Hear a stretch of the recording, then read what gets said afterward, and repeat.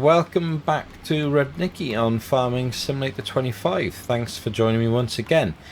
September 3, a couple of hours of the day left because it's only 9:30 in the morning. We're not going to make that turn, are we? Oh dear.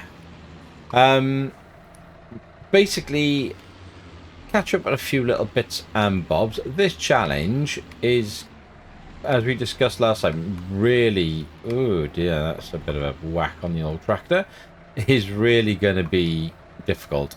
What with Markville's Realistic Economy mod and then Oz's Red Tape, it's going to be very, very, very tough to make some money on this series.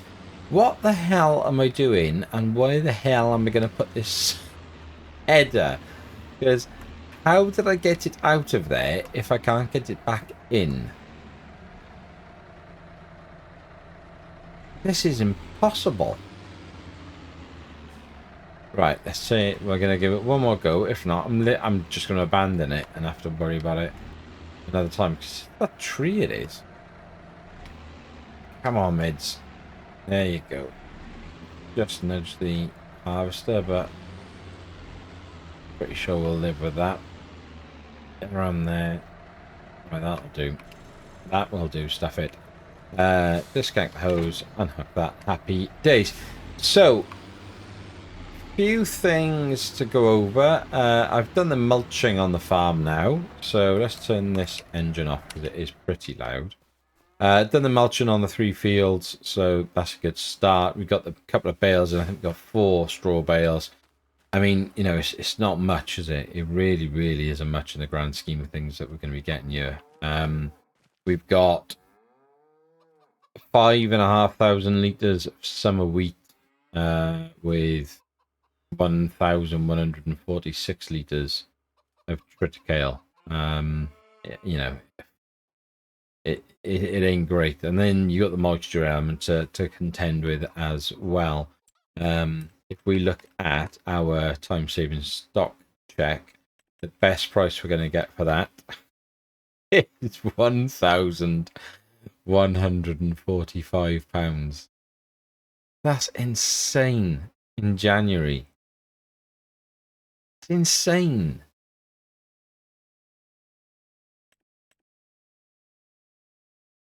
Oh, God.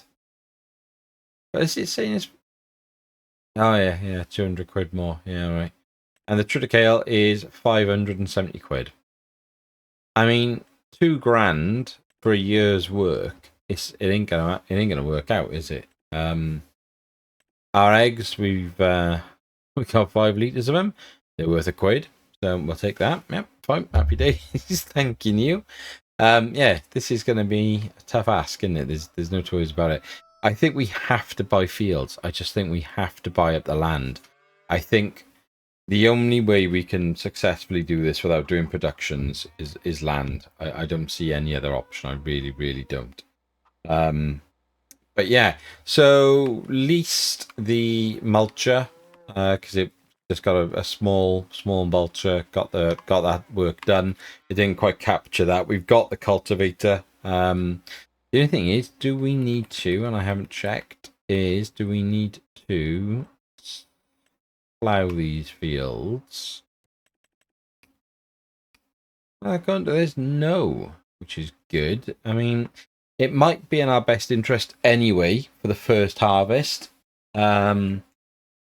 Just because we'll get rid of the weeds issue for this year then as well. And we're going to maximise everything else, everything about it really. So I am quite tempted to do it, and my plan is just to go with either oats or a soybean, just because it's, you know, historically they're the most valuable crops for us.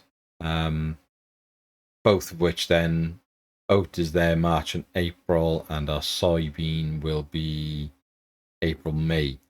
So yeah, I probably oat, because then I don't have to buy the planter as well. But we do need to figure out how we're going to do this. So I'm thinking if we have a quick look in the shop at plows or subsoilers that we can use that'll act as a plow. Cheapest ones we've got, what's this? This is 1.2 meters. That's it doesn't got a, that's weird, it hasn't got a distance on it. 130 horsepower.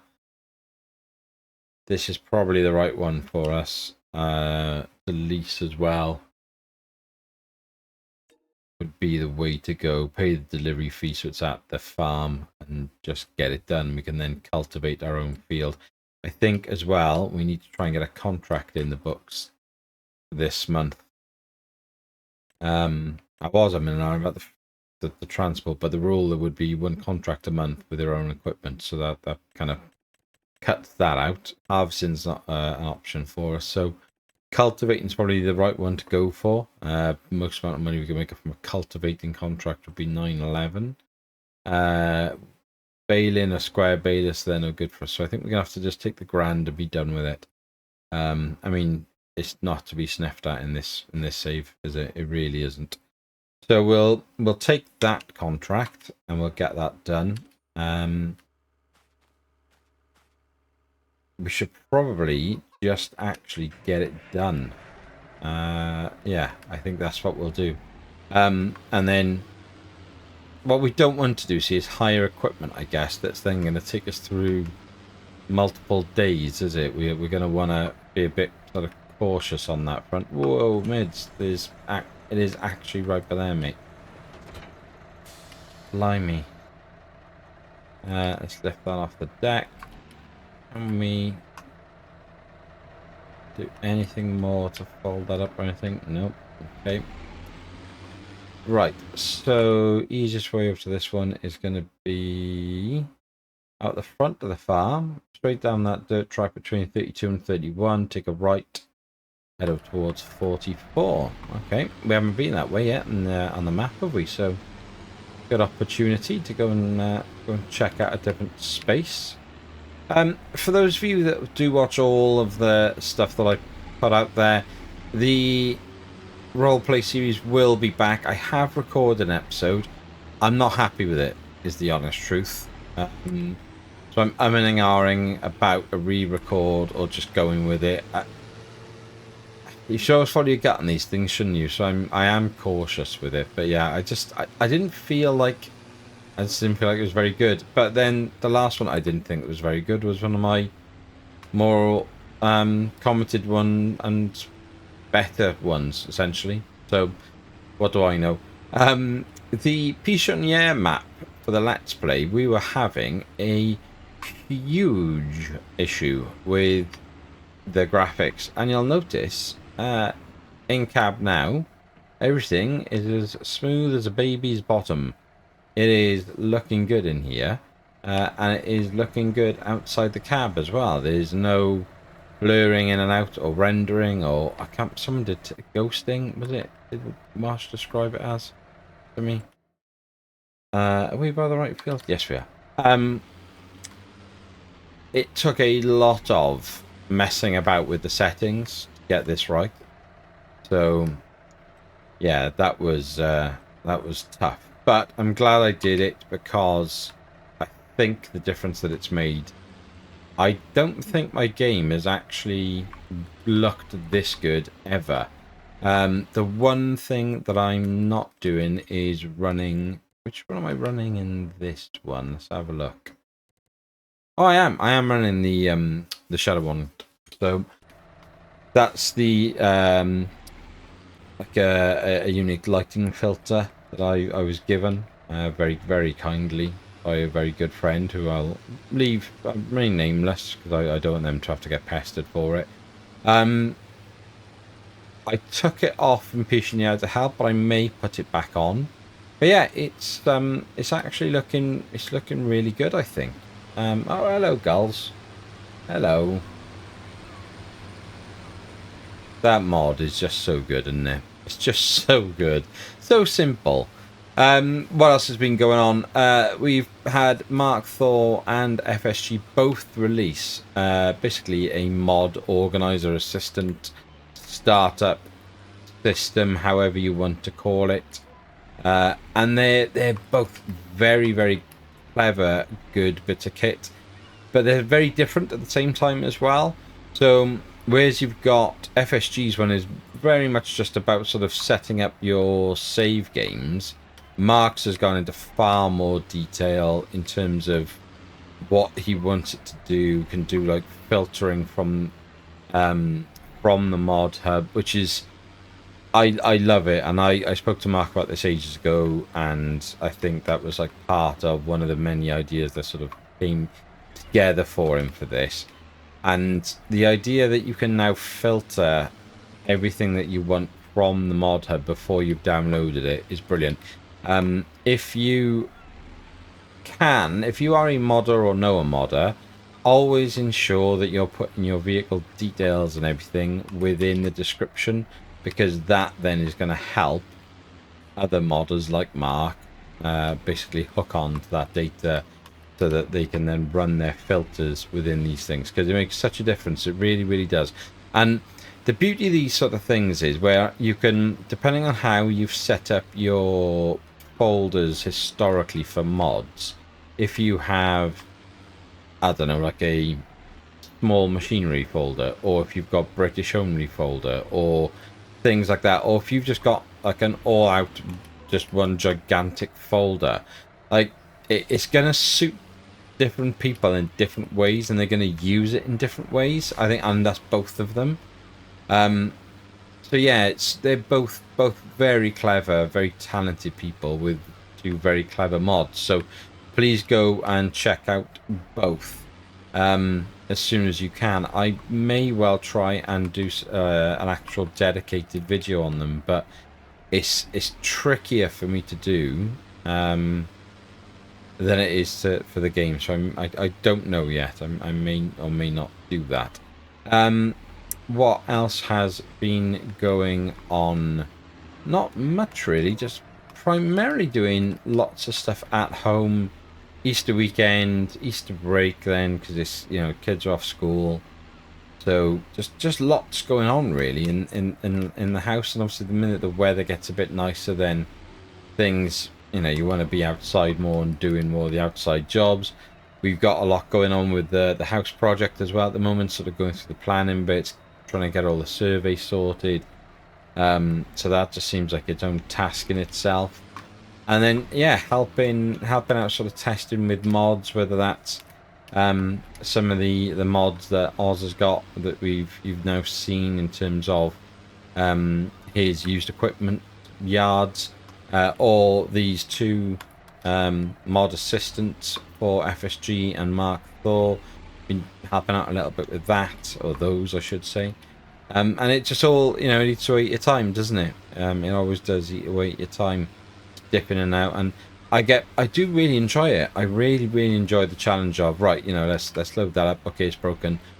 Not just reporting back why it's broken, but trying to then look at, well, what could be causing that issue? What's the trigger? So one of the things with FSG's program that I was having massive issues with was because I use the FSG mod assistant, Farm Sim Game mod assistant, and because that creates a pathway within your game setting XML, that's then throwing FSG's platform out of sync, because it doesn't matter what you've set your pathway as.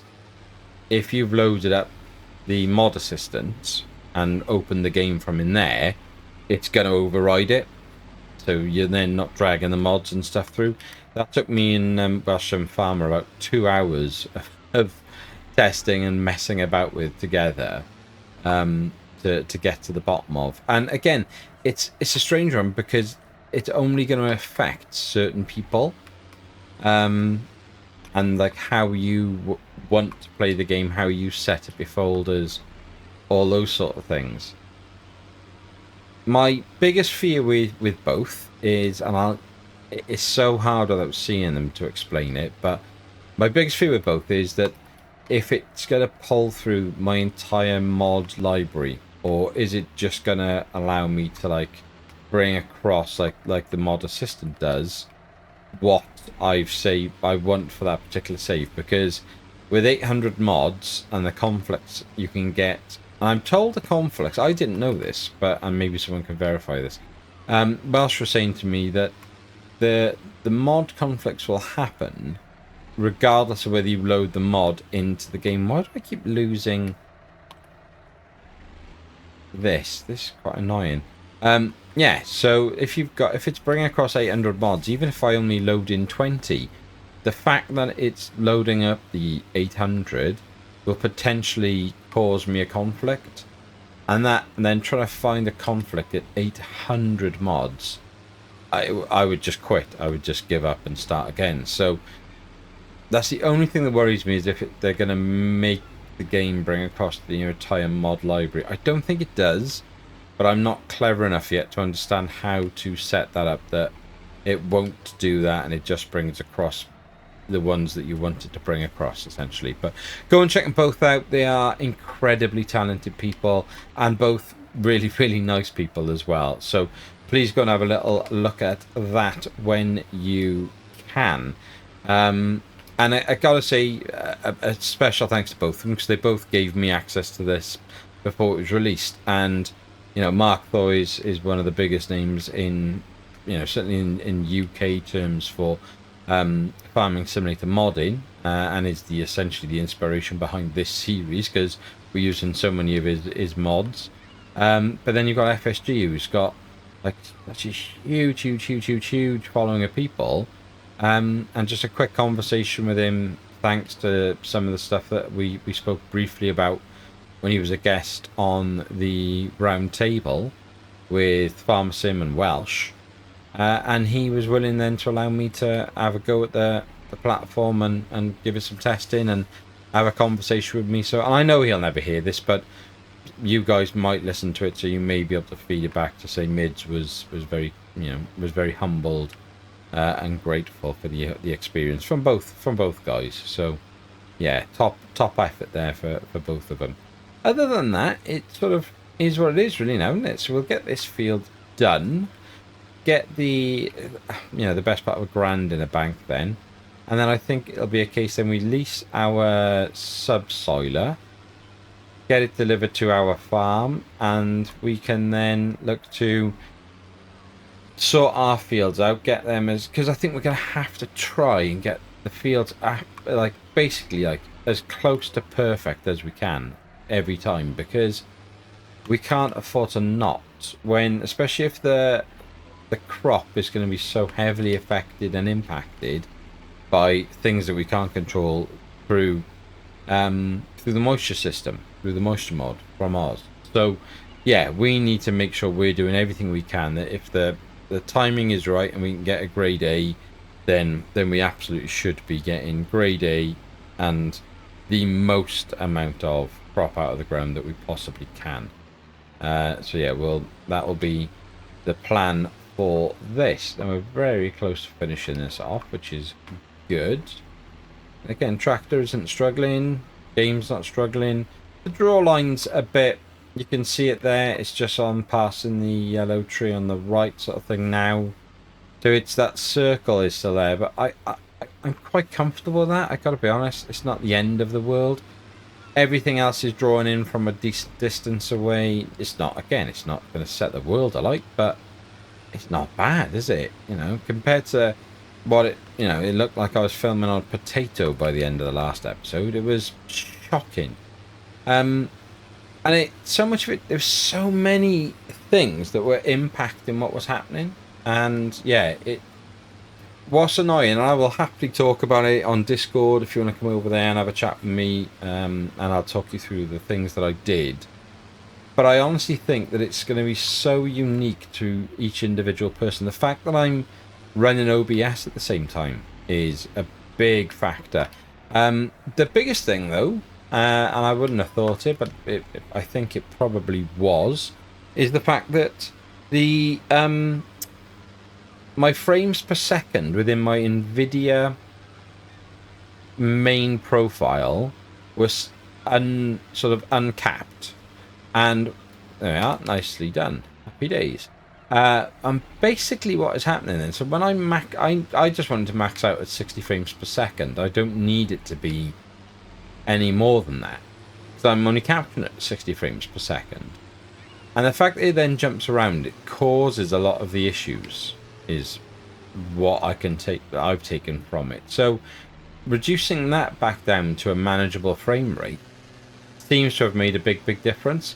I've also done a couple of other bits and bobs within the NVIDIA interface. I've then gone back in and sorted all my settings out within the game. So yeah, it's been an absolute labour to get sorted. Trying to get one-on-one with the car, but I'm not going to be able to get through there. I need to go down the farm lane. I constantly do this, don't I? I forget that I've got to go down the farm lane and not through the farm gate. So I need to shape up on that a little bit. But other than that, not masses.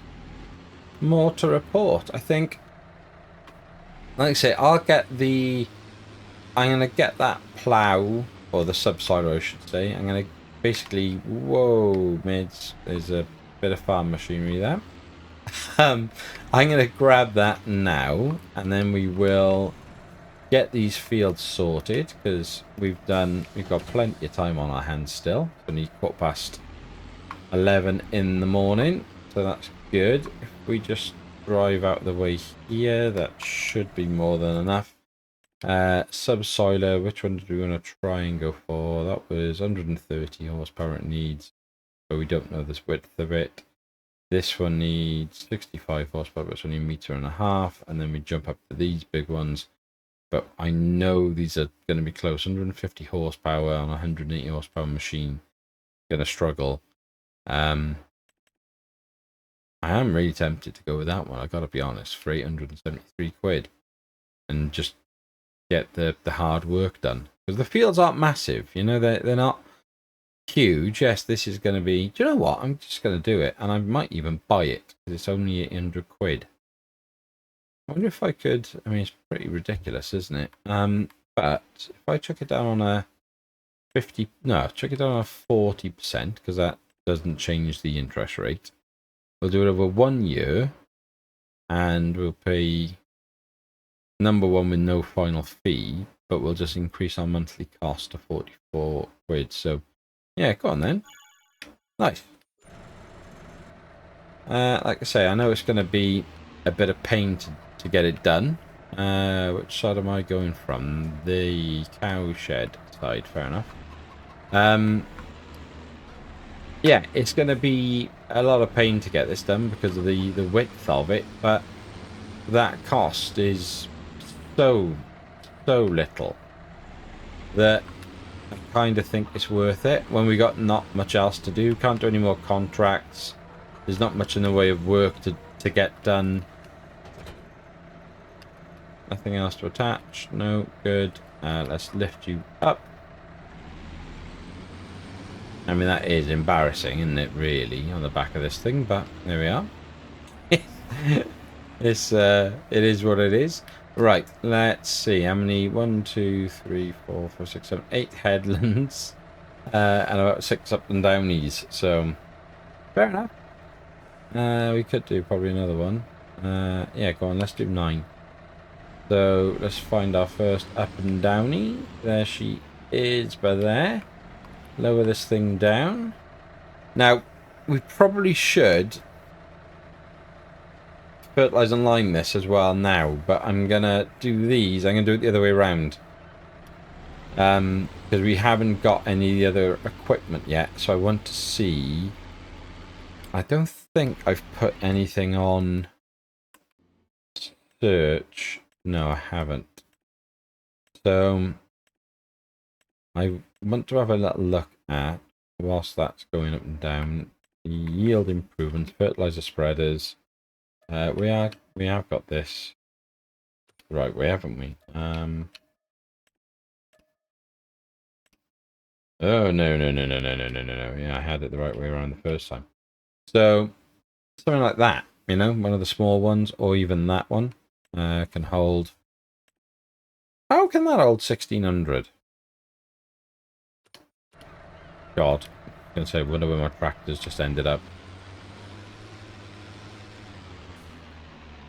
Come on, Fiat, you can do it. Spin yourself around. I'd have happily gone up the every other one then, but it lined itself up for me. So, where were we? So yeah, something like that would probably be spot on, but it doesn't do lime, does it? That's the damn thing. This little hand spreader does, but it only spreads for 1.4 meters. I'd have to run up and down the slopes. That'd be painful, wouldn't it? The ones we've got this on the Pichonier Valley, they're not bad to be fair, and these are much smaller fields. What? I never know what the difference is between these two. The 64 and the 610. 18 meters, 1210. 80 meters, 1210. 1992, 1992. What's the difference? Strange. But yeah, either way, I think it'll probably end up being a lease. We'll have to get. We've got some stuff in the shed, haven't we? No, I want to be on that line. We have got some stuff in the shed, so we may be able to get away with a little bit of solid fert. Where's the outside line? It's hard to do, isn't it, when there's this many.